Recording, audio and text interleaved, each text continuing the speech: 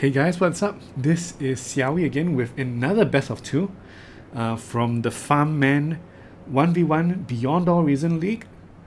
And here we have a very special map, as you can see. This is a speed metal map. I believe the map itself is called speed metal, I think. Can't quite remember, I think so. And I believe this is FlexTerror's map pick. He's against Evo Hallos?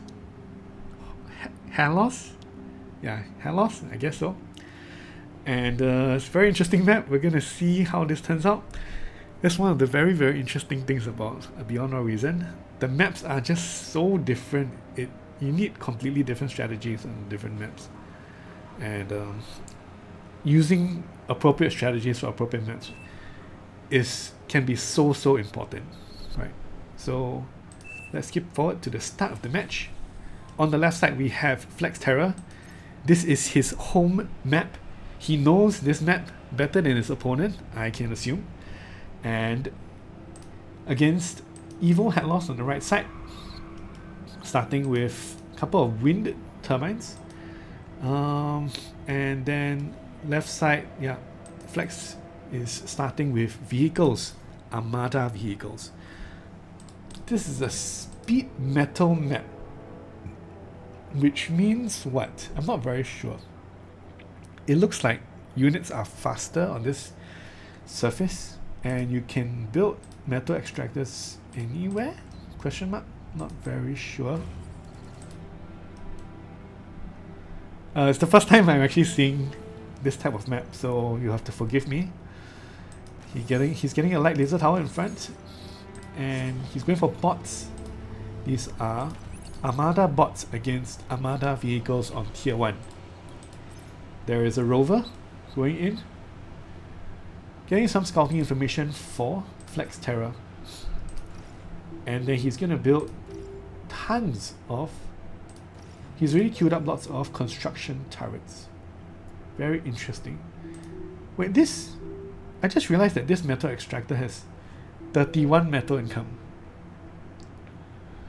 So yeah, that's interesting.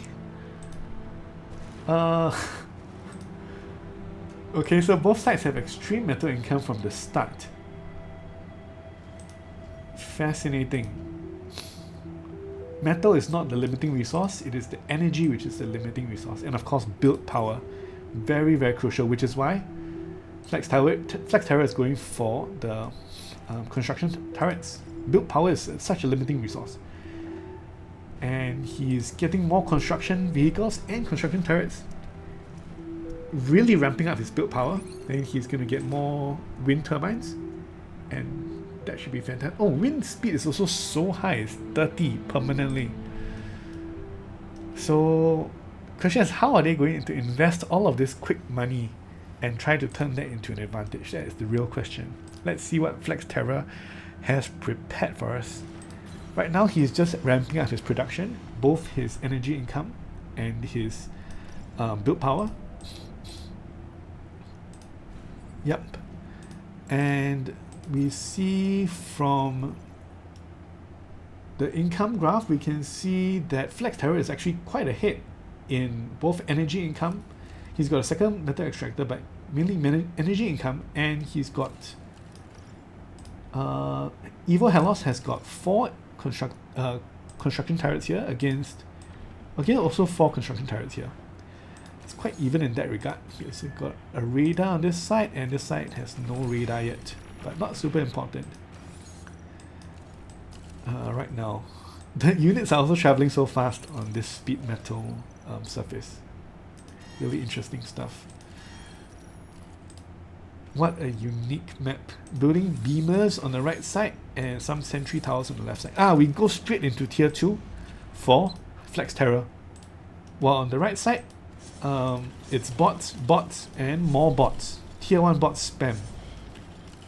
I think he's just going to spam pawns. It looks like that's the case. He's going to spam pawns. I'm not sure I think about it. Again, pawns are energy intensive. And when...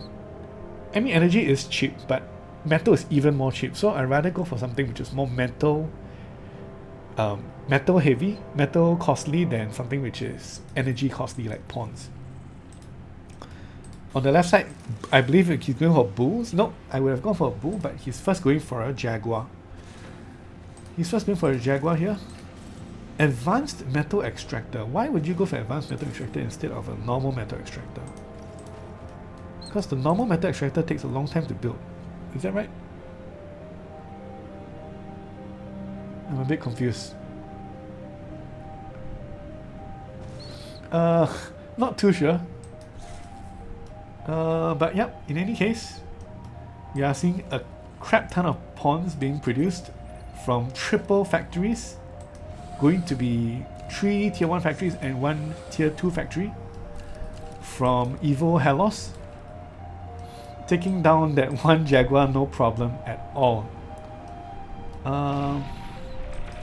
Yep, the Jaguar getting ignored by all of these pawns, and all these pawns gonna make a mad dash. These 2 turrets are not enough. He doesn't have enough production.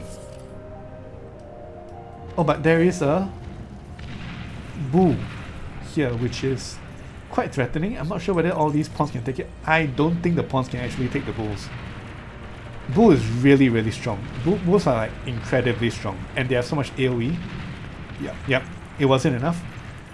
But there's 3 pawns wrecking havoc. How much havoc can they get before they are destroyed? Not that much, to be honest, not that much. He took down some metal extractors, but they seem to be pretty cheap to build. And these bulls are dominating the battlefield right now. There may be only a few of them, but they are absolutely a menace. The pawns are going to get all the flanking damage they want, but it's still going to be a hard fight against these bulls. Tier 2, very expensive units, very tanky, very powerful, strong AoE, and not really that slow. Especially on this surface, they're even less slow. Yeah. So these bulls are incoming to the right side at a rapid pace. Let's see what... Do we think that he has enough to defend this? I don't think so. There's 3 bulls incoming here. He has 2 beamers, which is nice. But the rest of the army is nothing. I think these 3 bulls, they're gonna probably... They can go right now, I think. But he needs to be careful to not splash on his own bulls. That's one definite risk. When they are together, they can definitely do a lot of splash damage to each other. That's one of the disadvantages of bulls, because they're just so strong. They can do a lot of splash damage to each other. I think, to be honest, most of the damage out there was actually their own splash damage, including this wreckage here. Back at home, he's going for the experimental gantry already. He's got 15 nano turrets. And yeah, it's continuing to build bulls. And in terms of income, they are both about pretty even. East side, Hallos has lots of more metal income, but he can't spend it anyway.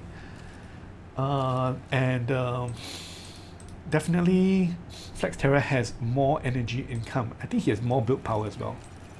10, 15, 20 here?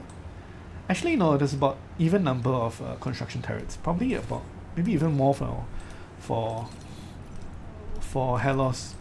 Another clash here with bulls against pawns. More bulls and more pawns. We can see a lot more friendly fire damage from the bulls.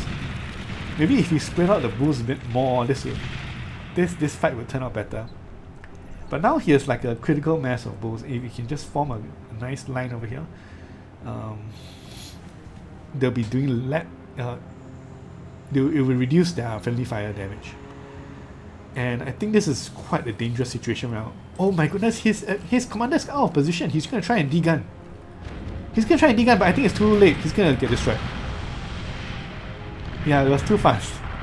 He didn't get the D-guns off in time, and yeah. That was it. Unfortunate.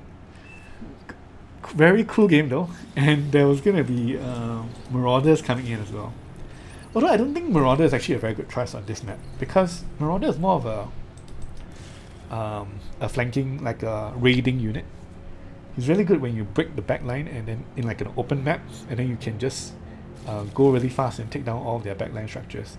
But in the straight-on fight, they're not that much better than Bulls actually. Okay, so let's go to the next map, Game 2. Alright, welcome back. It is 1-0 to FlexTerror. This is Game 2. And this is The Cold Place. Chosen by Evo Hallos. Again, Armada against FlexTerror's Armada as well. They're both starting on the southern side of the map, at the corner of this Christmas tree lake in the middle. And this map has very good wind, average wind speed of 19.5, very efficient wind energy. So energy is very cheap on this map. It's not as crazy as the speed metal map, of course.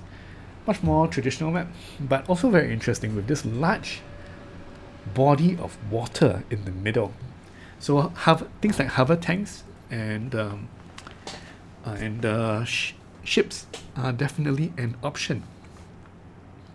Hover tanks probably more so than ships, but yeah. We're gonna go for bot lab again for Hallos, and vehicles again for FlexTerror. 3 maxes for FlexTerror and 2 for Hallos. Let's see his build order and when he's going to, how fast he can expand. This map is very big, and there's so many metal extractor spots. So many metal extractor spots that, yeah, it's quite, it's very open. It's very big, very open. The corridor is very wide, so it's hard to guard the entire corridor, especially on these outer mountains. Bots can also traverse these mountains, so this map is really very wide. We see a quick engagement here with a tick, I think, taking down a rascal. I think 2 ticks were taking down one of the rascals, and he gets to see what's going on here, as well as he's gonna take down one. No, he's not gonna take down the wind turbine. Sorry, it's not a rascal, it's a rover. The scout vehicle, tier 1. Alright, 3 constructors so far, getting a 4th for Hallos.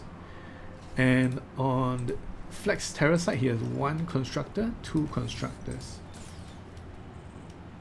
2 vehicle constructors. Yep, 2 constructors. Spreading out to build those metal extractors. How about here?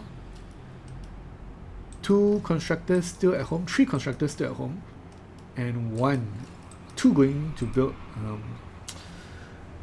He's still building wind turbines, and I guess after this he's going to continue to queue up his metal extractors. Expansion towards the top.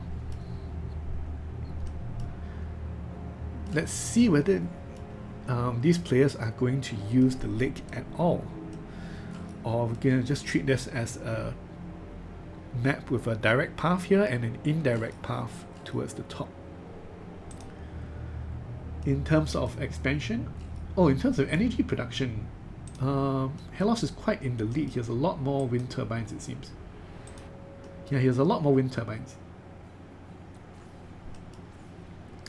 But I don't think he's using all the energy as well. Yeah, I don't think he's using all the energy. There's still some leakage. We see a construction turret getting to go up. And this construction turret is in the range of this bot lab, but also going to be able to help build other infrastructure in its 1000 range radius. It's quite nice, including these wind turbines. But I fear that he's not really expanding as fast towards the top as I would like him to be. He has got a number of pawns pushing the bottom side, the direct path towards his opponent. But I think the blitzers actually have a reasonable fight here. It's pretty even so far. I think the pawns got the better of that trade. They got quite a good surround on these blitzers. And the guard tower is going to say something about that. 3 pawns left, taking down 1 metal extractor. But they're going to get cleaned up by the reinforcing blitzers. Hallos is going to send his commander to expand towards the bottom side, towards his opponent, while continuing to spam pawns at the enemy. In terms of income right now, again, he is still at a big energy advantage, and he needs that energy advantage because pawns are so energy intensive, right? They basically cost like 20 energy per pawn, per metal spent, compared to, look at blitzers, which are costing less than 10 energy per metal spent. And here the fight, let's not miss too much of the fight. There is some blitz corpses over here, and the commander repairing up the surviving pawns. A nice radar tower catches these blitzers trying to break through the enemy lines. I think this blitz is still going to break through, yeah, which is going to be a little bit irritating. Hard to keep track of all these enemy units which break through your lines, especially when they are faster than all of your units. Blitzers are definitely faster than pawns, but luckily for Hallos, he runs his blitz into the light laser tower, so nice result for Hallos. In terms of metal, he has expanded more towards he has expanded his metal extractors a bit more. He has 31 metal income against 25 of his opponent, and he has double the energy income. Allowing him to have quite smooth pawn production. And he has 4 construction turrets here, allowing him very quick pawn production indeed. Let's see how he transitions out to something more. And he's going to build a factory in the front. I think this is, I'm not sure whether it's a bot lab. It's probably a bot lab, right? Tier 2 bot lab. A bunch of blitzers gathering up here, while Hallos is making sentry light laser towers at the top. A bunch of pawns here, but actually they're no match for the number of blitzers that FlexTerror has here. I like how Hallos is pushing with radar towers, very methodically pushing with radar towers, so he has good information on before he pushes in, and also securing some of his territory with these sprinkling of light laser towers. Blitzers going up the north, trying to get another angle of attack, but Evo does have a radar up here, so he does see. No, he doesn't see. He actually doesn't see these blitzers, but he knew one blitz has already come in, so he knows that there is some intention from FlexTerror to also use the north as an avenue of attack. So he has some pawns protecting the north side. There's only 5 pawns, so with enough blitzers, like 3-4 blitzers, they could definitely break through the top, which would leave quite a juicy target here with some constructors and a bunch of actually there's still a bunch of light laser towers here, so it's not that exposed. Okay, but he is definitely making some progress towards the bottom. A lot of pawns going to sneak their way through the mountains, just like I was saying just now. These bots can actually traverse the mountains at the bottom, while the vehicles cannot. He's going to push towards the middle. This might be like a distraction, while his real force is flanking here. But it looks like FlexTerror is ready for it. Probably saw it on the radar. He has some blitzers in place, but they are not enough to guard against the pawns. So the pawns are going to be able to cause some havoc. 2 construction turrets going down, a couple of wind farms, a couple of wind turbines, a lot of wind turbines, in fact. But all of the pawns are dead, I think. And the havoc he has caused also lets him get a favorable trade up here. I think FlexTerror, he's going to try and return the favor up north, but he's definitely got a stronger army up north, but I'm not sure whether it's enough to... There'll be enough left over to convincingly deal a lot of damage, especially with all these light laser towers sprinkled up top. Overall, in the aftermath here, we see that Hallos has a lot more metal income right now, and also a lot more energy income. Taking down a bunch of metal extractors here, a lot of the army, and also a lot of the wind turbines from FlexTerror. I think he has a big advantage right now. And these blitzers, they are kind of just not really doing the job. They simply don't have enough of their numbers to beat the pawns well. Yeah, the pawns keep getting nice surrounds on them, and their numbers are just big enough to take good fights against the blitzers. I don't know what he can do now, especially with the air coming in. The bombers, being able to transition the bombers with all that high energy income. He's going to target down this geothermal power plant, which is basically 75% of his metal income is from this one geothermal power plant. And he's going to do fighters over here, not really doing that much, but the bombers are going to take down this power plant, and with that,